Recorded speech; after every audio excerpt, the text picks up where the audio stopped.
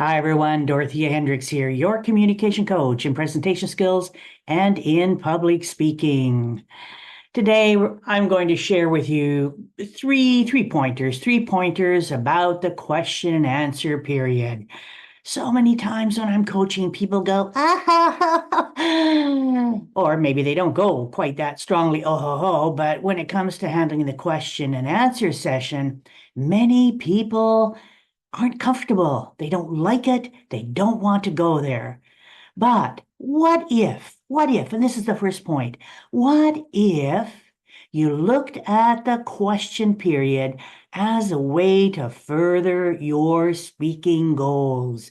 You have a message, you have something that you're sharing with the group that you're speaking to, your staff, your team, management, maybe a group in the industry that's come to a convention, whatever the group, you've got something that is really important that they need to hear.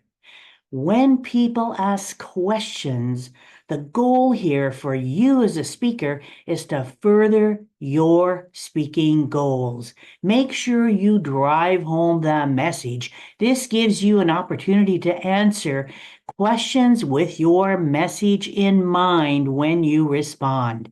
So that's number one pointer to think about. It's what if? What if you thought about the question period as a great way to advance your message, your speaking goals?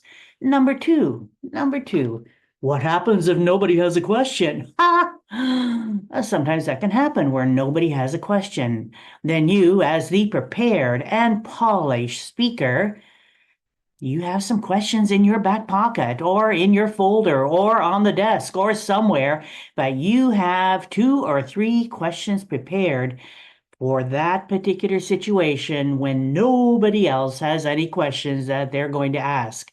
And of course, the questions that you're going to pose to your audience will be questions that will help you further your speaking goals. And you can start off with saying, in my previous presentation, one of the questions that kept popping up was, or in preparing this presentation, one of the questions that came to mind was, or sometimes people want to know, well, how can, and that's again in regard to your presentation. So that's number two. What if nobody has a question? Then you, as the speaker, as the one who's prepared, has some ready to roll off the top of your tongue or the tip of your tongue, wherever you're going to roll it off. And number three, what if you're finished now with the presentation and you just end it? Well, thanks. That's all we've got time for right now. Thank you for your questions and everybody goodbye. Well, maybe you wouldn't be quite that abrupt, but you're ending on the Q&A. But what if you didn't? What if you ended the question and answer session and then went on to repeat your point, circle back to the beginning? What was your message? What's the reason for people to be here? What is that you want them to do now that you're finished when they get up and walk out that door? We hear so often that what people remember, the majority of the time, what people remember is the beginning of a presentation and the ending of a presentation. Why in heaven's name would you want to end on somebody else's question?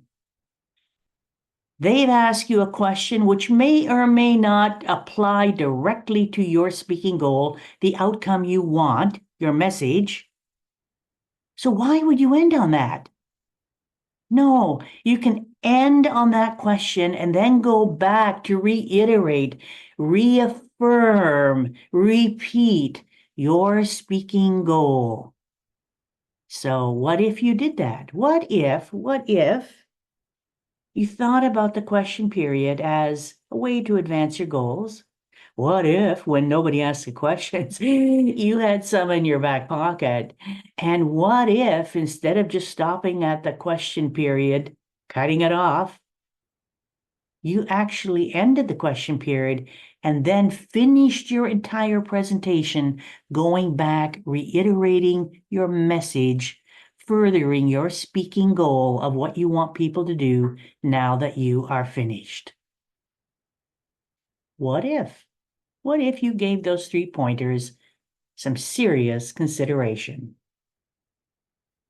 Until next time, this is Dorothea Hendriks wishing you, oh, and before I wish you mountains of success, why not subscribe to my YouTube channel? I'd really appreciate it if you would. Help me get these numbers up. Until next time, this is Dorothea Hendriks wishing you mountains of success.